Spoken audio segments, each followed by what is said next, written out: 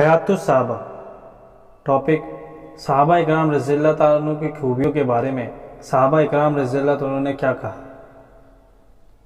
اللہ کے ارشاد، تم بہترین امت ہو جو بھیجی گئی دنیا میں کی تفسیر کے بارے میں حضرت سدی حضرت عمر رضی اللہ عنہ کا ارشاد نقل کرتے ہیں کہ اگر اللہ چاہتے تو انتم فرماتے، جس کا عنوان تم ہے، پھر تو ہم سب مراد ہوتے، چاہے ہم معروف کا حکم دینے اور منکر سے روکنے کا کام کریں یا نہ کریں، لیکن اللہ نے کنتم فرمایا، جو محمد صلی اللہ علیہ وسلم کے صحابہ اکرام رضی اللہ عنہ کے بارے میں خاص ہے۔ اس کا عنوان تھے تم ہے، وہ خیر امت ہے، جو ان لوگوں جیسا کام کرے گا وہ خیر امت بنے گا۔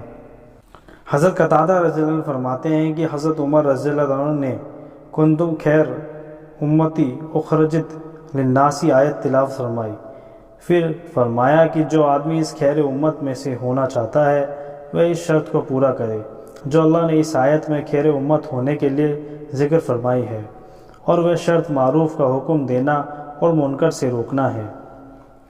حضرت ابن مسعود رضی اللہ عنہ فرماتے ہیں کہ اللہ نے تمام بندوں کے دلوں پر پہلی بار نگاہ ڈالی تو ان میں محمد صلی اللہ علیہ وسلم کو پسند فرمایا، انہیں اپنا رسول بنا کر بھیجا، ان کو اپنا خاص علم عطا فرمایا، پھر دوبارہ لوگوں کے دلوں پر نگاہ ڈالی اور آپ کے لیے صحابہ اکرام رضی اللہ عنہ کو چنا، ان کو اپنے دل کا مددگار اور اپنے نبی صلی اللہ علیہ وسلم کی ذمہ داری کا اٹھانے والا بنایا۔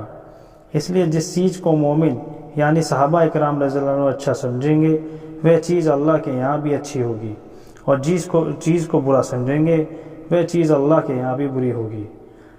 حضرت عبداللہ بن عمر رضی اللہ عنہ فرماتے ہیں کہ جو آدمی کسی کے طریقے کو اپنا چاہے تو اسے چاہیے کہ وہ ان لوگوں کا طریقہ اپنائے جو دنیا سے جا چکے ہیں، اور یہ لوگ نبی کریم صلی اللہ علیہ وسلم کے صحابہ ہیں جو کہ اس امت میں سب سے بہترین اور سب سے زیادہ نیک دل اور سب سے زیادہ گہرے علم والے اور سب سے کم تعلق برتنے والے تھے۔ یہ لوگ ایسے ہیں جن کو اللہ نے اپنے نبی کریم صلی اللہ علیہ وسلم کی صحبت کے لیے اپنے دین کو دنیا میں پھیلانے کے لیے چن لیا ہے، اس لیے ان جیسے اخلاق اور ان جیسی زندگی گزارنے کے طریقے اپناؤ۔ رب کعبہ اللہ کی قسم، نبی کریم صلی اللہ علیہ وسلم کے یہ تمام صحابہ سیدھی ہدایت پر تھے۔ حضرت ابن مسعود رضی اللہ عنہ اپنے زمانے کے لوگوں کو خطاب کرتے ہوئے فرماتے ہیں، تم محمد صلی اللہ علیہ وسلم کے صحابہ کے ساتھ زیادہ روزے رکھتے ہو اور زیادہ نمازیں پڑھتے ہو اور زیادہ محنت کرتے ہو، حالانکہ وہ تم سے بہتر ہیں۔ لوگوں نے کہا، اے ابو عبد الرحمن، یہ ابن مسعود رضی اللہ عنہ کی کنیت ہے، وہ ہم سے کیوں بہتر ہے؟ تو انہوں نے فرمایا، اس لیے کہ وہ تم سے زیادہ دنیا سے بے رغبت، آخرت میں تم سے زیادہ مشکات ہے۔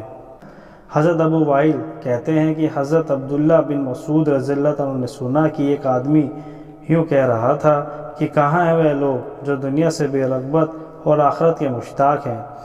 تو حضرت عبداللہ نے فرمایا کہ وہ تو جابیہ والے لوگ ہیں۔ جابیہ شام کے دیش کی ایک بستی کا نام ہے جو کہ حضرت عمر رضی اللہ عنہ کے زمانے میں اسلامی فوجوں کا مرکز تھا، جن کا کیسر روم سے مقابلہ ہوا تھا، جن میں سے 500 مسلمانوں نے یہ عہد کیا تھا قتل ہو جائیں گے مگر واپس نہیں جائیں گے۔ اس لیے ان لوگوں نے اس زمانے کے رواج کے مطابق جان دینے کے لیے سر منڈوا دیے، دشمن میں گھس گئے اور ایک کے علاوہ باقی سب شہید ہو گئے۔ اسی نے آ کر ان شہیدوں کی خبر دی۔ حضرت ابن عمر رضی اللہ عنہ نے ایک آدمی سے سنا کہ وہ کہہ رہا تھا کہ کہاں ہیں وہ لوگ جو دنیا سے بے رغبت ہیں، آخرت کے مشتاق ہیں؟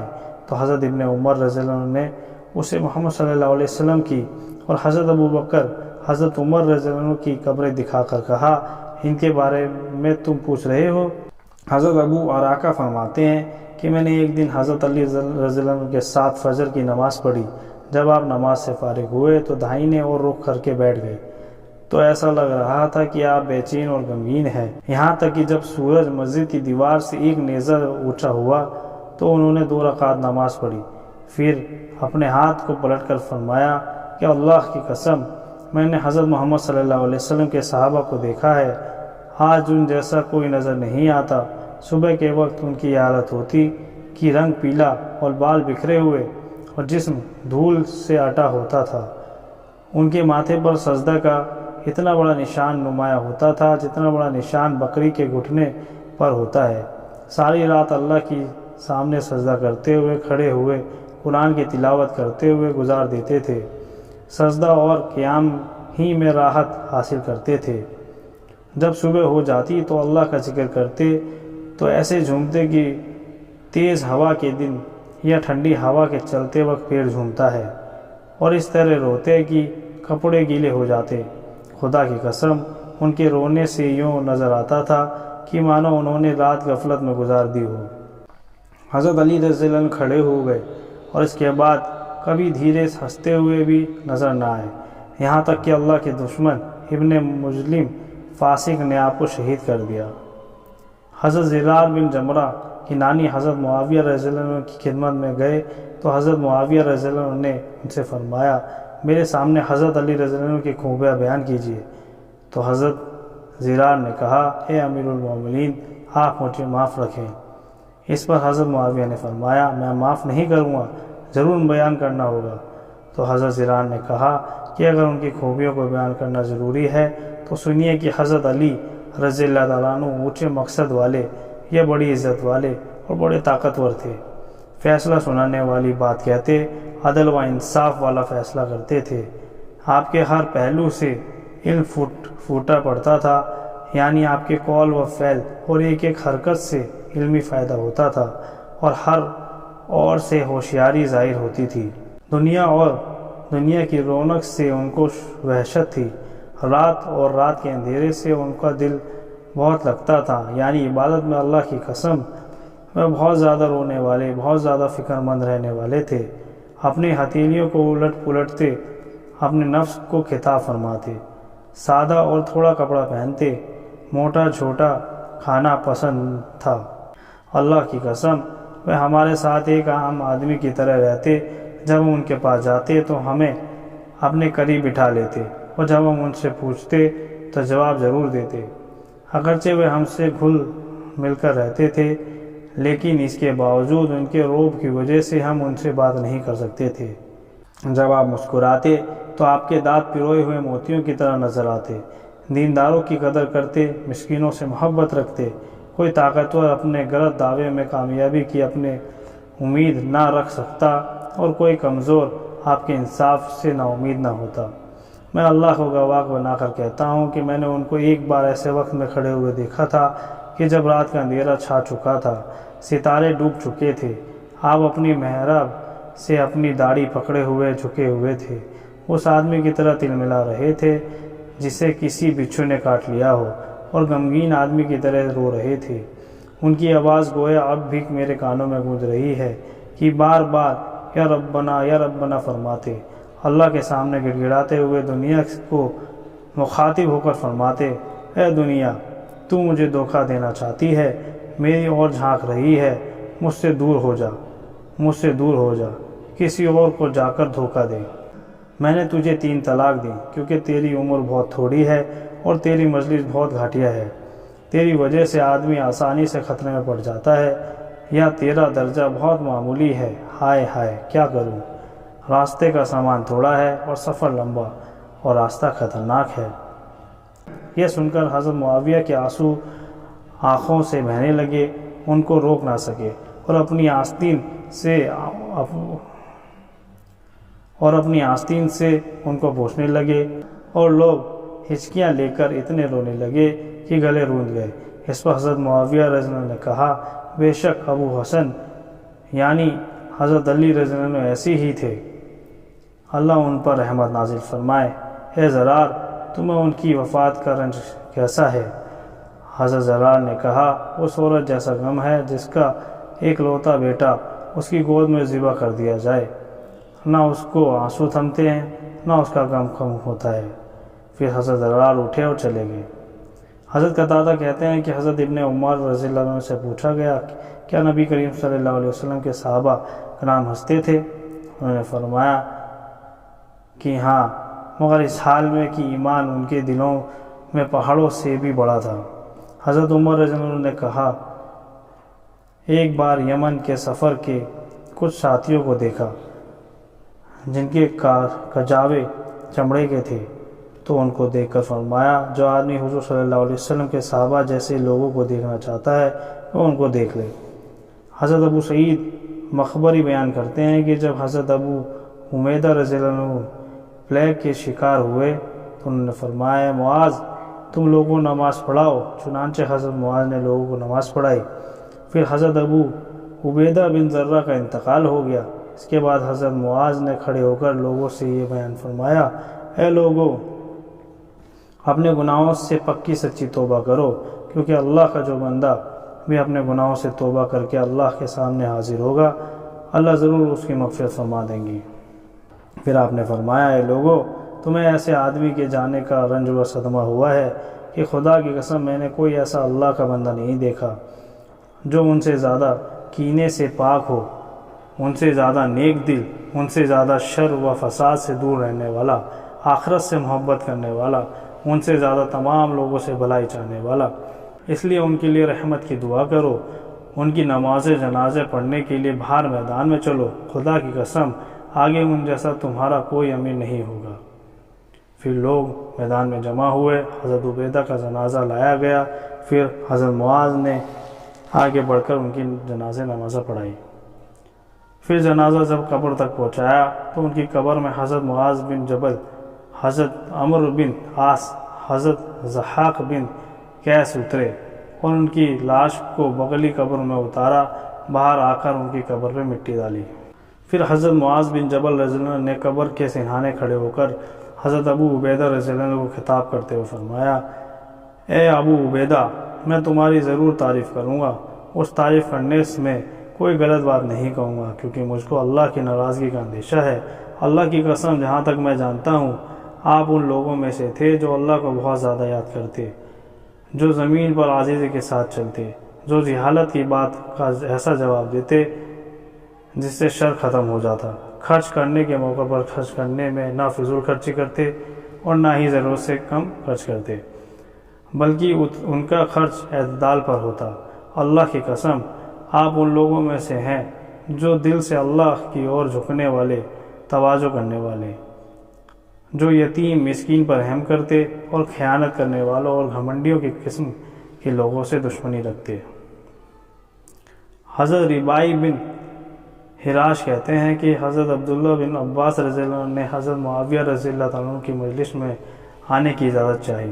حضرت معاویہ کے پاس قریش کے الگ الگ خاندانوں کے لوگ بیٹھے ہوئے تھے۔ حضرت سعید بن عاص رضی اللہ عنہ حضرت معاویہ کے داہنے اور بیٹھے ہوئے تھے۔ جب حضرت معاویہ رضی اللہ عنہ نے حضرت ابن عباس رضی اللہ عنہ کو آتے ہوئے دیکھا تو فرمایا، اے سعید میں ابن عباس سے ایسے سوال کروں گا وہ اس کے جواب نہیں دے سکے گا۔ حضرت سعید نے ان سے فرمایا، ابن عباس جیسے آدمی کے لیے تمہارے سوالوں کے جواب دینا کوئی کٹھن کام نہیں۔ حضرت ابن عباس رضی اللہ تعالیٰ عنہ آ کر بیٹھے تو ان سے حضرت معاویہ نے فرمایا، آپ حضرت ابوبکر کے بارے میں کیا فرماتے ہیں؟ تو حضرت ابن عباس رضی اللہ عنہ نے فرمایا، اللہ ابوبکر پر رحم فرمائے، اور اللہ کی قسم قرآن کی تلاوت فرمانے والے، ٹیڑھ سے دور، بے حیائی سے غفلت برتنے والے، برائی سے روکنے والے، اپنے دین کو خوب اچھی طرح جاننے والے، اللہ سے ڈرنے والے، رات کو عبادت کرنے والے، دن کو روزہ رکھنے والے، دنیا سے محفوظ، مخلوق کے ساتھ عدل و انصاف کا ارادہ کرنے والے، نیکی کا حکم کرنے والے، اللہ کا ذکر کرنے والے، دینی ضرورتوں کے لیے اپنے نفس کو دبا لینے والے، اور وہ پرہیزگاری اور قناعت میں جو جوہد اور پاک دامنی میں، نیکی اور احتیاط میں، اور دنیا کی بے رغبتی اور اچھے ویوہار کا اچھا بدلہ لینے میں اپنے تمام ساتھیوں سے آگے تھے۔ جو ان پر عیب لگائے اس پر قیامت تک اللہ کی لعنت ہو۔ حضرت معاویہ رضی اللہ عنہ نے فرمایا کہ آپ حضرت عمر رضی اللہ تعالیٰ عنہ کے بارے میں کیا کہتے ہیں؟ تو حضرت ابن عباس رضی اللہ عنہ نے فرمایا کہ اللہ ابو حفص، یہ حضرت عمر کا اپنام ہے، رحم کرے۔ اللہ کی قسم وہ اسلام کے مددگار ساتھی، یتیموں کا ٹھکانہ، ایمان کا خزانہ، کمزوروں کی پناہ گاہ اور پکے مسلمان کے قرار کی جگہ، اور اللہ کے مخلوق کے لیے قلعہ اور تمام لوگوں کے لیے مددگار تھے۔ وہ خوب سوچ سمجھ کر صبر کے ساتھ اللہ کے دینی حق کو لے کر کھڑے ہوئے، آخرت کے ثواب اور اللہ کی رضامندی کی امید میں ہر تکلیف کا صبر کیا، یہاں تک کہ اللہ نے اسلام دین کو غالب کر دیا۔ کئی دیشوں پر اللہ نے مسلمانوں کو جیت دی۔ تمام چھیتروں میں، چشموں اور ٹیلوں پر دنیا کے تمام حصوں میں اللہ کا ذکر ہونے لگا۔ وہ برے دنوں میں بڑے وقار والے، پھیلاؤ، تنگی، ہر حال میں اللہ کے شکر ادا کرنے والے، ہر گھڑی اللہ کا ذکر کرنے والے تھے۔ جو ان میں بغض رکھے قیامت تک اللہ اس پر لعنت کرے۔ حضرت معاویہ نے فرمایا، حضرت عثمان بن عفان رضی اللہ عنہ کے لیے کیا فرماتے ہو؟ تو حضرت ابن عباس رضی اللہ عنہ نے فرمایا کہ اللہ ابو عمرو، یہ حضرت عثمان کا اپنام ہے، پر رحم نازل فرمائے۔ وہ بڑے شریف سسرال والے اور نیک لوگوں سے بہت جوڑ رکھنے والے اور مجاہدوں میں سب سے جم کر مقابلہ کرنے والے، بڑے اور شب بیدار، اللہ کے ذکر کے وقت بہت زیادہ رونے والے، دن رات اپنے مقصد کے لیے فکر مند رہنے والے، ہر بھلے کام کے لیے تیار اور ہر نجات دینے والے، نیکی کے لیے بھاگ دوڑ کرنے والے، ہر ہلاک کرنے والی برائی سے دور بھاگنے والے تھے۔ انہوں نے تبوک کی لڑائی کے موقع پر اسلامی فوج کو بہت سارا سامان دیا تھا۔ یہودی سے خرید کر بیر روما ایک کنواں مسلمانوں کے لیے وقف کر دیا تھا۔ حضرت محمد مصطفیٰ صلی اللہ علیہ وسلم کے داماد تھے۔ ان کی 2 لڑکیوں سے شادی کی تھی۔ جو ان کو برا بھلا کہے اللہ اس کو قیامت تک شرمندہ کرے۔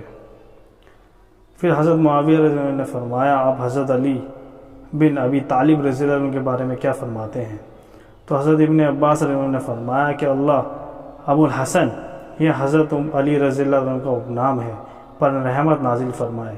اللہ کی قسم، وہ ہدایت کا جھنڈا، تقوی کا غار، عقل کا گھر، رونق کا ٹیلہ تھے۔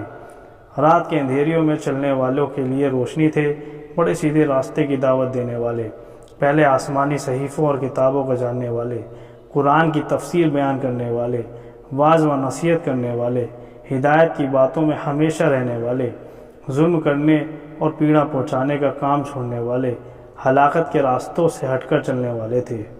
تمام مومنوں اور متقیوں میں سے بہترین، تمام کرتے اور چادر پہننے والے انسانوں کے سردار اور حج و سعی کرنے والوں میں سے افضل اور عدل برابری کرنے والوں میں سب سے بڑے جوان مرد تھے۔ انبیاء اور نبی مصطفیٰ صلی اللہ علیہ وسلم کے علاوہ تمام دنیا میں سب سے زیادہ اچھے خطیب تھے، جنہوں نے دونوں قبلوں بیت المقدس بیت اللہ کی اور نماز پڑھی ہے۔ کیا کوئی مسلمان ان کی برابری کر سکتا ہے؟ جبکہ وہ تمام عورتوں میں سے بہترین عورت کے خاوند تھے اور حضور صلی اللہ علیہ وسلم کے 2 ناتیوں نواسوں کے والد تھے۔ میری آنکھوں نے نہ ان جیسا کبھی دیکھا، نہ آگے قیامت تک کبھی دیکھ سکیں گی۔ جو ان پر لعنت کرے، اللہ تعالیٰ اس کے بندوں کے قیامت تک لعنت ہو۔ پھر حضرت معاویہ نے فرمایا، حضرت طلحہ، حضرت زبیر رضی اللہ عنہ کے بارے میں کیا فرماتے ہیں؟ حضرت ابن عباس رضی اللہ عنہ نے فرمایا کہ اللہ ان دونوں پر رحمت نازل فرمائے۔ اللہ کی قسم، وہ دونوں پاک باز، نیک، صاف ستھرے مسلمان، شہید اور عالم تھے۔ ان دونوں سے ایک لغزش ہوئی جسے اللہ انشاءاللہ اس وجہ سے ضرور معاف فرما دیں گے کہ ان دونوں لوگوں میں شروع سے دین کی مدد کی، شروع سے حضور صلی اللہ علیہ وسلم کی صحبت میں رہے، بہت نیک اور عمدہ کام کیے۔ حضرت معاویہ رضی اللہ عنہ نے فرمایا، آپ حضرت عباس رضی اللہ عنہ کے بارے میں کیا فرماتے ہیں؟ حضرت ابن عباس نے فرمایا کہ اللہ ابو فضل، یہ حضرت عباس کا اپنام ہے، پر رحم نازل فرمائے۔ وہ اللہ کی قسم، حضور صلی اللہ علیہ وسلم کی آنکھوں کی ٹھنڈک، تمام لوگوں کے لیے پناہ گاہ، حضرت محمد صلی اللہ علیہ وسلم کے تمام چچوں کے سردار تھے۔ تمام معاملوں میں بڑی سوجھ بوجھ رکھتے تھے، ہمیشہ انجام پر نظر رہتی تھی، علم سے لدے فندے تھے۔ ان کی فضیلت کے تذکرے وقت دوسروں کی فضیلتوں کم معلوم ہوتی۔ ان کے خاندان کے فخر کرنے کے قابل کارناموں کے سامنے دوسرے خاندانوں کے کارنامے پیچھے رہ گئے، اور ایسا کیوں نہ ہوتا جبکہ ان کی تربیت اس عبد المطلب نے کی، جو ہر نقل و حرکت کرنے والے انسانوں میں سب سے زیادہ بزرگ، قریش کے تمام پیدل اور سواروں سے زیادہ فخر کے قابل تھے۔ یہ ایک لمبی حدیث کا حصہ ہے۔